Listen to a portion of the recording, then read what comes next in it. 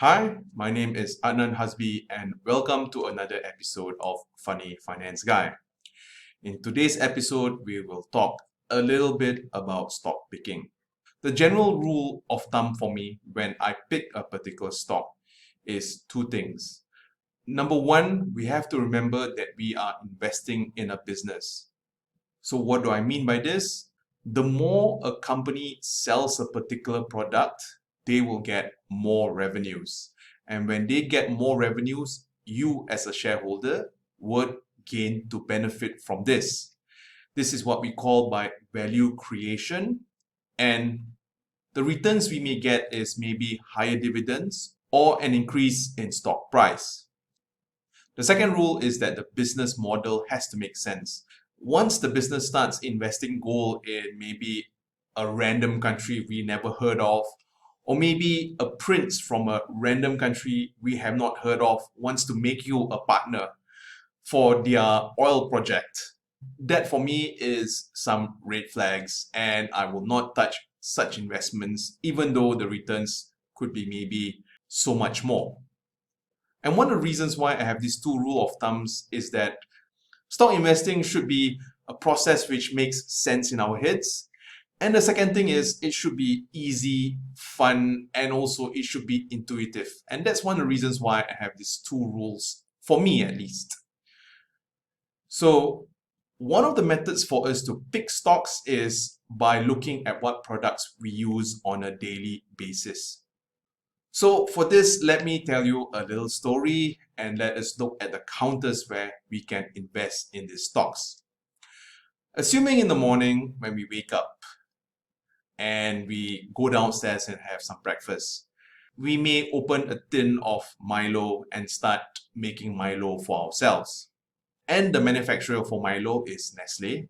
And when looking at their stock price in 2006, it was 25 ringgit. Today is 140 ringgit.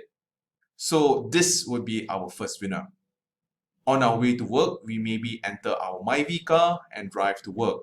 For this, I look at the owner for Produa. One of the shareholders is MBM.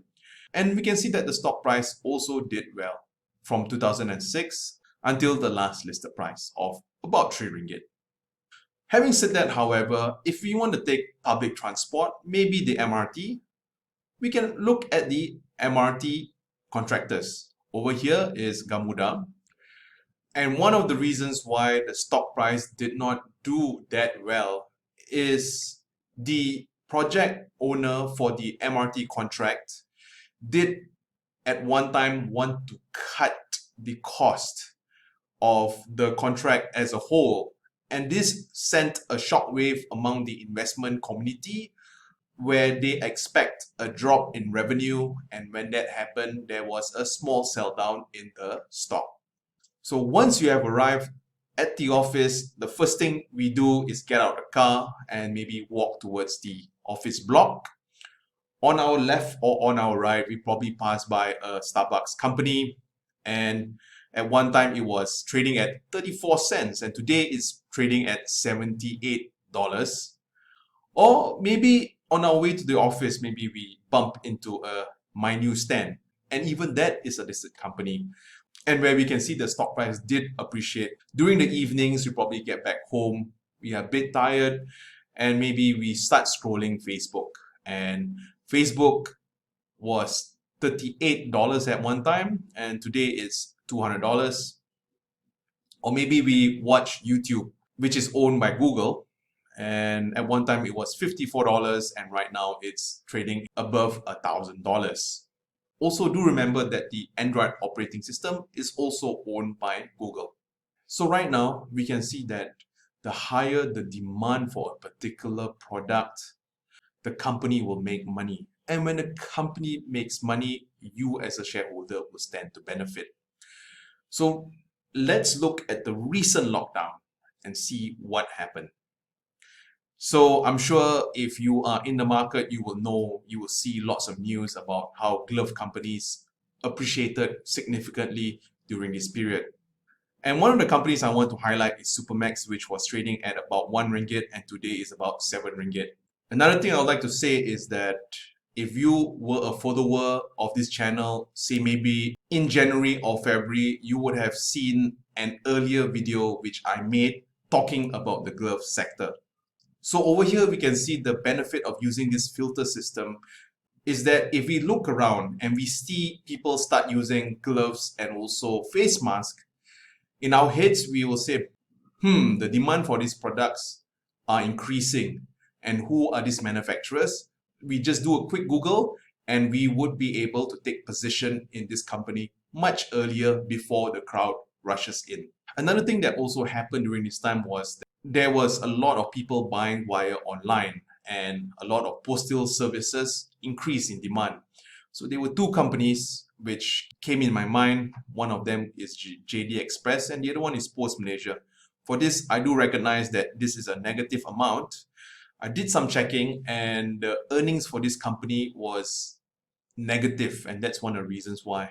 So this example right here gives a good segue to what I want to say next, which is it's not enough for us to look at the product we use. The second step from identifying that particular product is looking at the company, while the third step is to look whether the company is profitable. Always remember, we are investing in a business. The more profitable the business, you as a shareholder will also gain to benefit. So the conclusion of it all is that all of us are good stock pickers. Don't let anyone tell us otherwise. And the unfortunate thing is that I feel that the investment industry sometimes confuses with so many odd jargons. And even I, after working for 15 years in the industry, also get confused. So don't ever feel you are alone. We are all in this journey together. Do note, however, this is the first step where we identified a product, then next the company.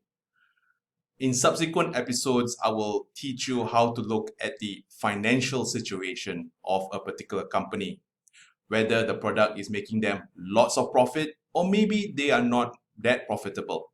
And to put things into perspective, accounting is the language of business. The better we understand accounting, the more we can understand how the business is doing. Before I end, I would like to give a shout out to all my new subscribers and the questions I've been getting from my previous episodes.